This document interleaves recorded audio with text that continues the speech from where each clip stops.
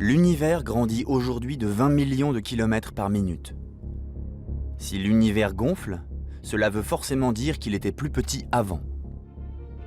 Ainsi, si l'on repasse le film à l'envers, plus on remonte le temps, plus l'univers se contracte, jusqu'à considérer tout l'univers contenu en un point, dans une tête d'épingle.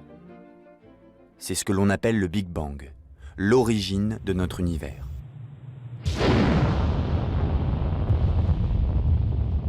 Cet événement a eu lieu il y a 13,7 milliards d'années. Cette théorie d'un début, d'une naissance de l'univers, a longtemps été contestée par les scientifiques eux-mêmes. Et c'est à la suite d'une découverte accidentelle en 1965 que l'idée d'un Big Bang originel s'est imposée.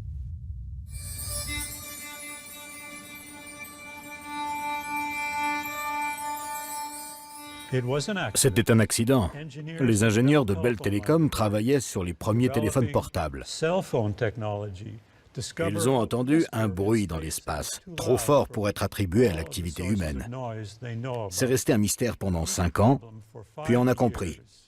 C'était un rayonnement émis au commencement de l'univers. C'est ce qu'on appelle le rayonnement fossile.